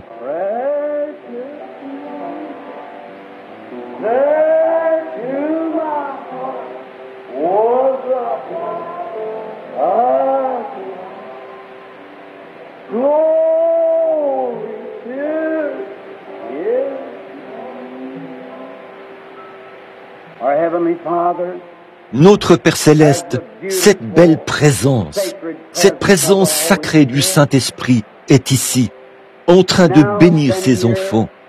Il a dû les corriger à maintes reprises, car chaque fils qui vient à Dieu doit d'abord être châtié et éprouvé, recevoir la formation de l'enfant, des réprimandes. Il n'y a pas d'exception, chaque fils. Mais quand nous supportons la correction que nous inflige notre Père, cela produit alors ce fruit agréable que voici. Je te prie, ô Dieu, d'amener chacun de tes enfants à reconnaître cela, qu'ils ne repartent pas simplement avec un fruit de leur imagination, mais qu'ils reconnaissent que ceci, ce sont tes bénédictions sur eux. Le lait spirituel et pur de l'Évangile qui descend dans leur âme, le lait, le miel du pays de Canaan, le vin nouveau qui vient stimuler leur foi. Ils expriment leur adoration, le cœur incliné devant toi, les mains levées, les larmes qui coulent sur leurs joues. Ils expriment leur adoration doucement, avec respect. Ô Dieu, je suis si heureux. Je t'aime tant, Seigneur. Je veux t'exprimer ce que je ressens, si possible, simplement en signe de reconnaissance. T'exprimer l'adoration même de mon cœur. Te faire connaître que je t'adore, toi qui es incomparable. Je t'aime. Bien des fois, quand j'ai fait face à de grandes épreuves, quand j'ai vu un avion tanguer en l'air, et se mettre à tomber en tournoyant dans tous les sens. Et que, regardant le sol en dessous de moi, je l'ai vu tournoyer. Il a suffi d'une petite prière et l'avion s'est stabilisé. Alors qu'on s'attendait à être précipité dans la mort d'un moment à l'autre, quand je me tenais là, devant des sorciers et des démons qui me lançaient des défis tout en avançant vers moi. Il a suffi d'une petite prière et ils sont restés figés, debout, paralysés. Oh, combien par la prière les démons sortent de tes enfants en poussant des cris. Oh, ton amour, Seigneur, de voir les petits enfants qui, lorsqu'ils sont malades, viennent dire « Papa, pourrais-tu prier pour moi ?» Puis je te vois calmer la fièvre et tranquilliser l'enfant, comme une mère qui apaise l'enfant sur son sein. Oh, combien nous te remercions. Peut-être que les ennuis se profilent à l'horizon. Nous le savons quand nous regardons devant nous et que nous voyons les grandes marées orageuses de la mort au loin. Comme David l'a dit autrefois, « Je ne crains aucun mal. Tu es avec moi. Nous te remercions. Nous t'adorons. Nous voyons venir à toi les âmes. Les infirmes, les affligés, les aveugles, les sourds et les muets sont guéris en guise de confirmation de ta présence. Bénis ce petit auditoire maintenant, alors que nous attendons. Nous te remercions pour chaque âme qui est venue à toi, et nous te prions de les bénir infiniment aujourd'hui, et qu'à partir de ce jour, toutes leurs épreuves et tous leurs ennuis soient terminés. Que la guerre entre eux et Dieu soit réglée maintenant même, et qu'ils soient réconciliés avec Dieu par le sang de son Fils, sachant qu'il a donné son Fils pour qu'il mette fin à la guerre entre Dieu et l'homme, afin de réconcilier l'homme avec Dieu. Eux qui étaient autrefois ennemis de Dieu, mais qui maintenant ont été rapprochés, et que Dieu a reçus en tant que ses fils et ses filles. Maintenant, ils ne sont plus des ennemis et des étrangers, mais ils sont des enfants bien-aimés. Nous te prions de leur faire reconnaître cela. Ne permets pas à l'ennemi d'ôter cela de leur cœur, mais permets-leur de reconnaître que tu as frappé à la porte de leur cœur et qu'ils t'ont accepté. Ils ont levé la main. Cela a réglé la question, Seigneur. Et nous prions qu'ils reconnaissent cela, qu'ils t'aiment toujours et qu'ils aiment leur prochain.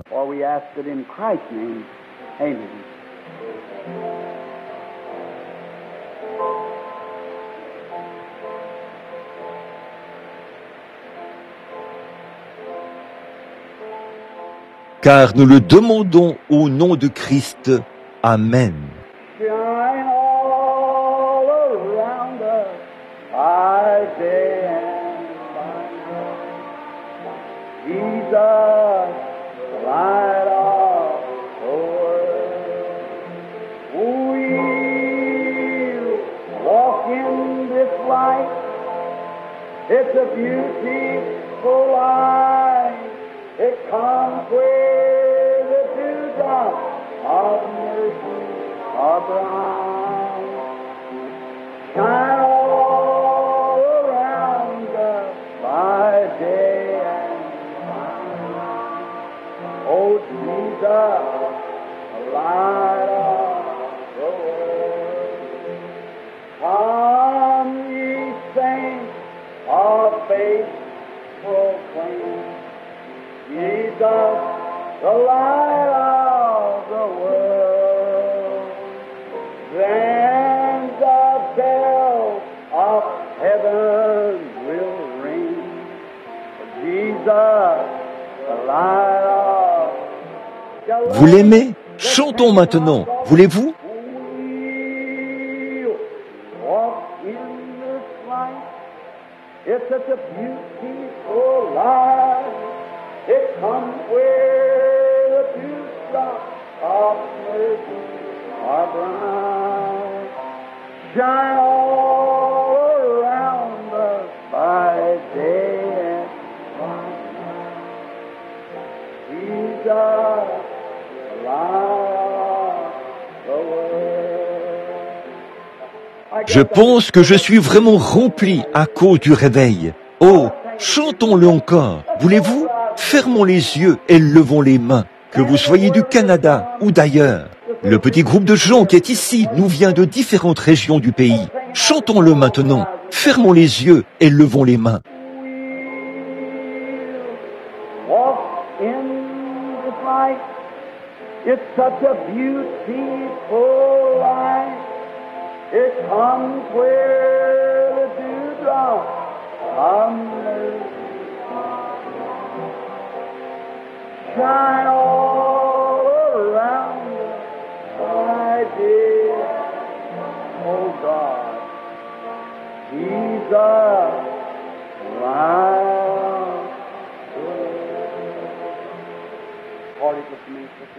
Continuez de jouer cela un instant, sœur. Dans l'Ancien Testament, il était la colonne de feu qui conduisait les enfants d'Israël. C'était Christ, l'ange de l'Alliance. Que tous ceux qui le savent disent « Amen ». Dans le Nouveau Testament, il s'est manifesté dans la chair pour ôter le péché, pour nous ramener à l'état de fils et de filles de Dieu. Un jour, un petit juif impertinent était sur la route. Il s'en allait arrêter ces gens qui poussaient des cris, qui louaient Dieu et qui prophétisaient. Qu'est-ce qu'il a rencontré? Une belle lumière. Dans quel corps Jésus est-il maintenant? Dans une lumière, la même colonne de feu dans laquelle il était au commencement. Il a rencontré Saul de Tarse, et la lumière s'est tant rapprochée de lui et de ses yeux qu'elle l'a aveuglé. Il a dit, « Pourquoi me persécutes-tu » Il a dit, « Qui es-tu, Seigneur » Il a dit, « Je suis Jésus ». Aujourd'hui, le voici, il est avec nous. Nous avons même sa photo avec nous. Est-il merveilleux? Il est le même hier, aujourd'hui et éternellement. Alors, nous allons faire quoi? Il manifeste sa parole. Il est vivant.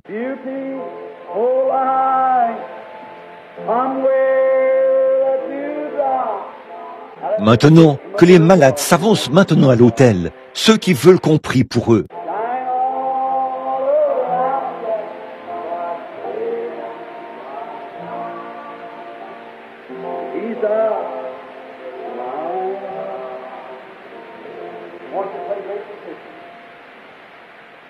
Je voudrais que vous jouiez le grand médecin.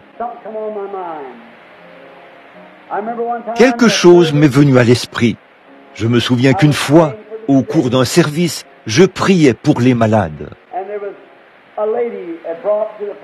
Il y avait là une dame qui avait amené une petite fille infirme sur l'estrade.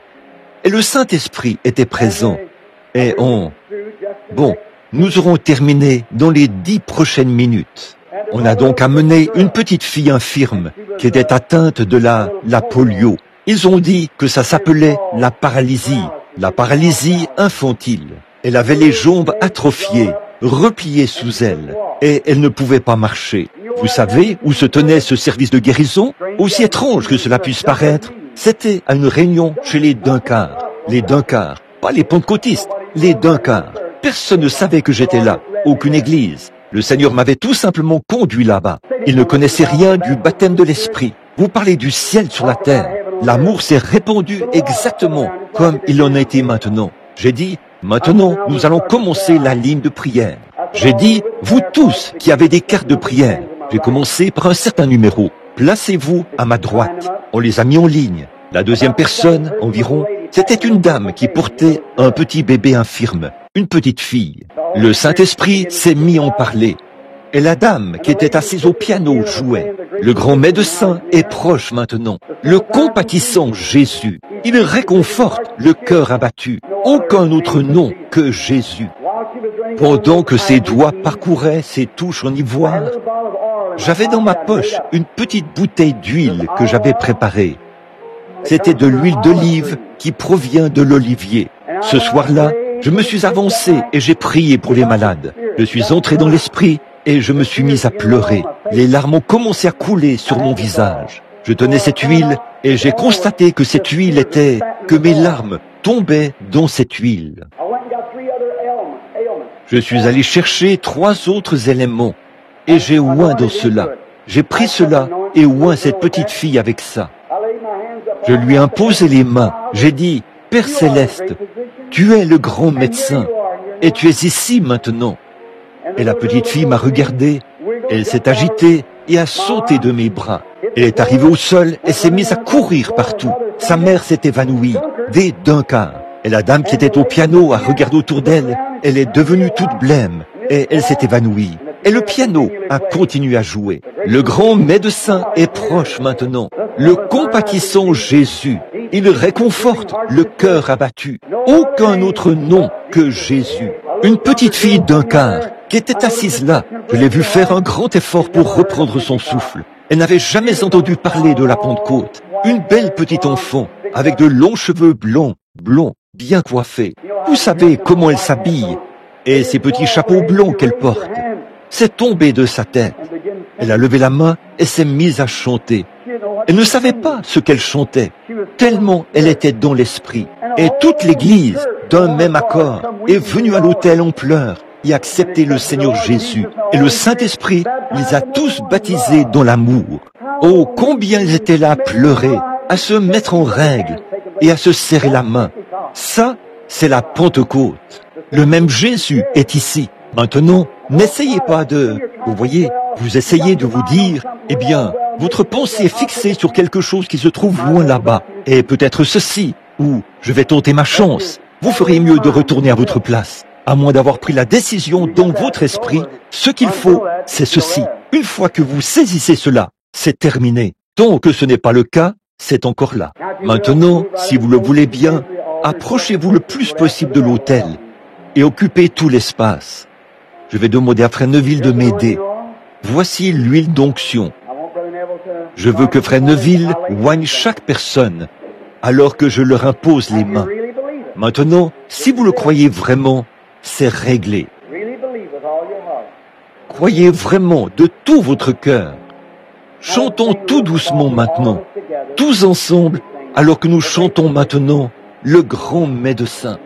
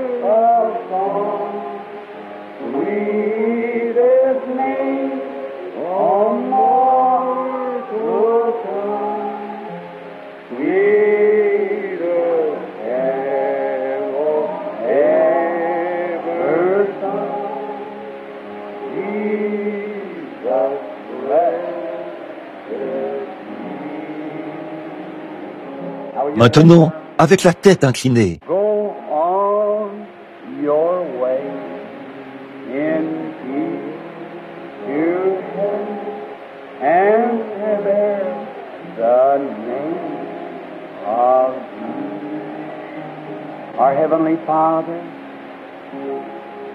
the prayer Notre Père of Céleste, faith shall la save prière de la foi saith sauvera le malade, dit la And parole. Elijah was a Et man Élie such était un homme like sujet as aux we mêmes are. passions que nous. Et, ô Dieu, puissions-nous ne jamais être coupables de rendre l'évangile si compliqué pour les gens qu'ils pourraient penser que ça vient de l'homme et non de Dieu. Maintenant, nous allons simplement suivre la règle. Et par ces chants et ces cantiques, nous sommes entrés dans une communion bénie les uns avec les autres. Aussi, avons-nous un souverain sacrificateur qui est venu avec nous. Il est entré avec nous. Et il peut compatir à notre faiblesse. Beaucoup se trouvent à l'autel ce matin. Ils sont dans le besoin. J'envoie ton bien-aimé et honorable serviteur, mon frère Neville, un homme honorable, un juste. Comme Élie, sujet aux mêmes passions qu'Élie, chacun de nous. Et je l'envoie. Tu as dit qu'on les oigne d'huile et qu'on prie pour eux. Eux, le corps. La prière de la foi sauvera le malade.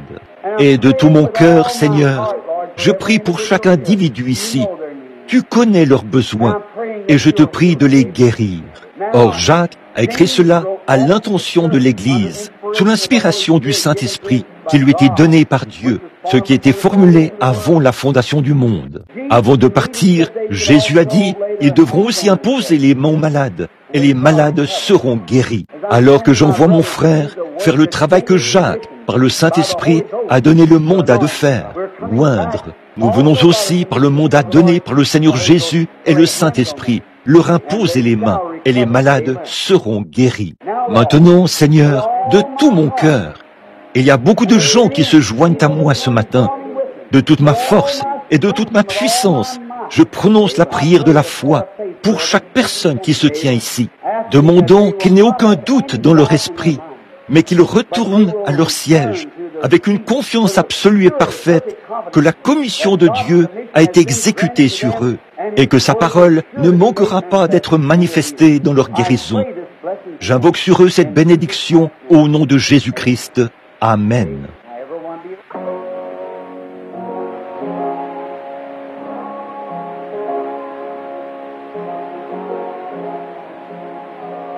Maintenant, que tout le monde soit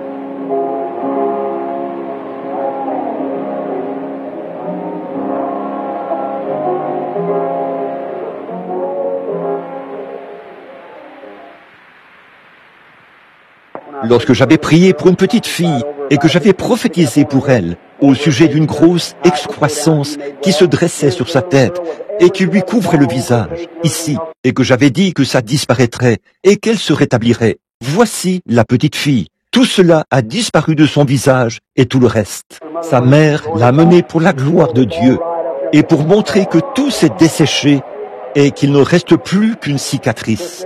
Sœur, une fois, Jésus a dit, « Les 9 n'ont-ils pas été guéris? Un seul était revenu pour donner la gloire. » Vous voyez? Dieu merci pour cela. Bon, ma chérie, les cheveux vont repousser à cet endroit-là. Souviens-toi de ce que Frère Branham t'a dit là-bas, ce soir-là. Et tu seras en parfaite santé et bien portante. Et nous nous inclinons pour rendre grâce à Dieu. Maintenant, Père, nous te remercions pour ta guérison. Et nous te remercions pour cette mère loyale et cette charmante petite fille qui a bien voulu venir montrer que Jésus est toujours vivant et qu'il règne. De voir que cette grosse chose laide à voir, qui ressemblait à un cancer et qui avait enflé au-dessus de sa tête et sur le côté, tu l'as guérie et tu l'as ôtée. Nous te remercions pour cela. Et nous te prions maintenant de bénir cette mère loyale, dont le cœur est rempli de joie. Quand cette petite fille sera une femme, puisse-t-elle continuer de témoigner de ta louange. Maintenant, je continue à poser les mains aux malades, alors que le frère et moi les oignons d'huile. Puisse-il recevoir le même genre de bénédiction que cette petite fille a reçu. Si seulement ils pouvaient croire, avec une foi d'enfant, comme l'a fait cet enfant, cela leur serait accordé. Très bien. Je suis si heureux ce matin que nous ayons eu un moment d'adoration et que nous ayons ce moment de communion ensemble, les uns avec les autres, alors que le sang du Seigneur Jésus nous purifie de tout péché. Et vous qui êtes des nouveaux venus parmi nous, nous voulons vous inviter à revenir. Venez ce soir, à la réunion du soir. Si vous êtes dans la ville et que vous aimeriez revenir pour être avec nous ce soir, je serai très heureux. Les portes sont toujours ouvertes. Nous n'avons aucune dénomination, aucun credo, Christ, aucune autre loi que l'amour et aucun autre livre que la Bible. Nous voulons que nous vous invitons et vous êtes cordialement invités. Et alors que vous poursuivez votre voyage, après avoir quitté notre ville et différentes régions du pays, je vous demande aussi de penser à moi dans vos prières en tant que votre compagnon de service en Christ. Et dans l'amour et la communion du Saint-Esprit, je dois partir très bientôt pour aller au Canada et en Californie. Pour tout dire, je vais m'installer en Californie. Ainsi donc, je veux que vous soyez en prière pour moi, que vous priez beaucoup pour moi. C'est maintenant que je dois prendre une décision au sujet de quelque chose, bien vite, vous voyez, et c'est très épuisant. Et je prie que vous me preniez à cœur et que vous vous souveniez de moi, car je sais que la prière, c'est ce qui change les choses. La prière, c'est ce qui fait des choses pour nous. Et maintenant, aujourd'hui, je suis désolé de vous retenir si longtemps et d'éloigner notre cher frère, le pasteur ici, de sa chair. Je suis vraiment désolé, mais je ne sais peut-être pas, il faut que j'y aille rapidement. Et je n'ai pas vu de demande de petits entretiens futurs sur le bureau. Mais pendant que le pasteur vérifie, un frère a fait tout le trajet depuis l'Angleterre, a-t-il dit, pour venir me voir juste pendant quelques minutes. Et je veux voir le frère. Je voudrais bien avoir le temps de vous serrer la main et de vous voir tous, mais je ne l'ai pas. Bon, pour avoir un petit entretien les matins où je suis ici, appelez mon secrétaire. Frère Cox, qui est assis ici, c'est lui qui s'occupe de ces choses. C'est pour cela que nous devons aménager notre horaire pour pouvoir faire ces choses. Mais ce frère-ci, comme il ne le savait pas et qu'il vient de l'Angleterre, je suis censé être parti d'ici dans les 12 prochaines minutes. Alors oui, à midi. Donc je dois me dépêcher de partir. Donc, veuillez tous m'excuser. Je vais me retirer pendant quelques minutes dans la pièce avec le frère pour un entretien et je vous reverrai tous à mon retour. Priez pour moi. Là, les services auront lieu à l'église de Philadelphie, jeudi soir. Nous serons à la salle des congrès mercredi soir de la semaine prochaine. Merci, monsieur. Nous serons à l'Association internationale des hommes chrétiens du plein évangile. Et je suis censé prêcher le soir le matin du 23 à l'hôtel Yami à Minneapolis, dans le Minnesota. Et ensuite, à la salle des congrès, je pense, le lendemain, ce soir-là, c'est-à-dire le samedi. Et le dimanche, je serai au Hearts Harbor Tabernacle, chez le révérend Gordon Peterson. Et ce sera un service de prédication. Et lundi soir, et lundi toute la journée, nous serons à la convention pendant 5 jours. Et aussi, j'ai un « Ainsi dit le Seigneur » à transmettre à une femme très loin, dans le nord du Canada. Je vais là-bas, ma femme vient avec moi et les enfants, juste pour un peu de temps. Je vais revenir de là pour aller voir mon ami Ern Baxter. J'ai quelque chose à lui dire à Vancouver. Immédiatement après ça, je vais à Washington, chez monsieur Rasmussen, pour y passer une journée et lui rendre visite. Puis je vais à la Crescenta, en Californie, pour mettre certaines choses en ordre, car ma tente est déjà fabriquée et prête à être utilisée sur le champ de mission maintenant. Ainsi donc, je vais probablement commencer sur la côte ouest de la Californie et redescendre par la Californie et l'Arizona. Cet hiver, si le Seigneur le veut, à l'exception d'un moment libre entre les services, pour avoir une réunion au sujet d'un retour en Afrique. Il y a David Duplessis et beaucoup d'hommes qui sont ici venant de l'Afrique. Ils veulent programmer des campagnes en Afrique. Ils étaient avec moi dans ces réunions. Nous allons nous rencontrer là-bas et aussi avec frère Argenbright pour prier afin de savoir où la prochaine série de réunions aura lieu. Vous l'aimez? Très bien. Alors vous devez m'aimer. Si vous l'aimez, parce que je suis en lui. Et nous nous aimons les uns les autres. Que le Seigneur vous bénisse. Notre cher frère Neville, que Dieu te bénisse. Merci pour le temps qui m'a été accordé, frère Neville.